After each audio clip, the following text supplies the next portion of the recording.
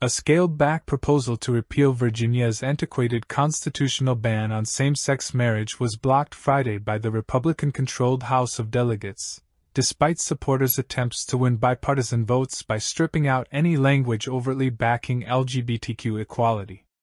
Same-sex marriage has been recognized in Virginia for years, and the ban voters approved in 2006 doesn't currently carry any legal weight.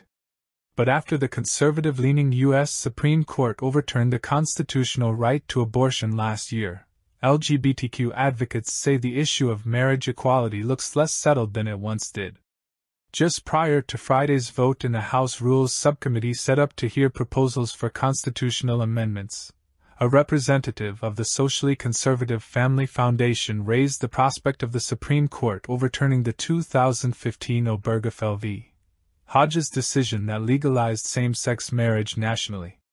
If and when it does, Virginia's constitution should continue to reflect the truth about marriage, said Family Foundation lobbyist Todd Gaith. None of the 4 Republicans on the subcommittee spoke about the proposal or disagreed with Gaith's comments before the 4-1 vote to block it. Because the proposed amendment was being heard in a special rules subcommittee dominated by members of the chamber's leadership, the Republicans who opposed the measure were Speaker Todd Gilbert, R. Shenandoah, Majority Leader Terry Kilgore, R. Scott, House Appropriations Chairman Barry Knight, Republican Virginia Beach, and House Commerce and Energy Chairwoman Kathy Byron, R. Bedford. The Speaker's office did not immediately respond to a request for comment. The amendment repealing the same-sex marriage ban had passed the Virginia Senate 25-14. With 4 Republicans joining Democrats in support. The Senate had passed a similar but more detailed repeal measure last year. That version not only would have repealed the constitutional language limiting marriage to one man and one woman, but would have enshrined marriage as a fundamental right, and declared government officials must treat all marriages equally. After some Republican legislators warned of unintended consequences of making marriage an affirmative right, repeal proponents filed stripped-down versions that only got rid of the currently unenforceable ban without adding anything new.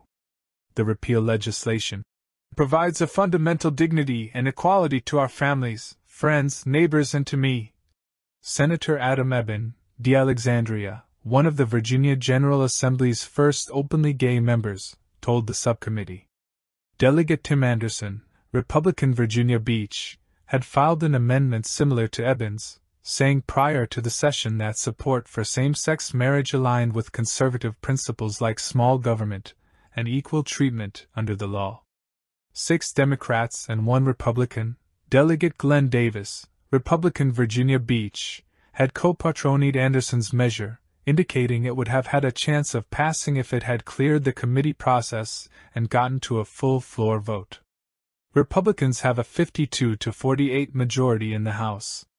But the Republican-backed version never got docketed for a committee hearing.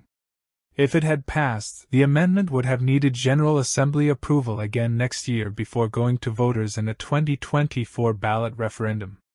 After Friday's vote, Democrats and LGBTQ advocacy groups issued statements accusing Republicans of scuttling a chance to let Virginians weigh in on gay marriage again to rectify the 2006 vote. Pro-LGBTQ rights group Equality Virginia said the amendment would give same-sex couples in Virginia peace of mind about the future of their relationships.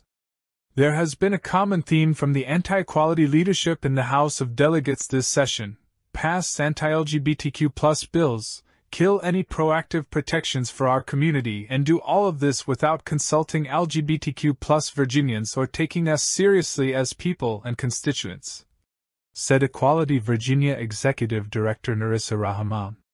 Rest assured, Equality Virginia will remember this in the fall when we head to the ballot box. In a statement, the Democratic Party of Virginia said the vote indicates House Republicans share the desire for courts to take action in the future to nullify some Virginians' marriages. Friday morning's vote also came up on the House floor later in the day.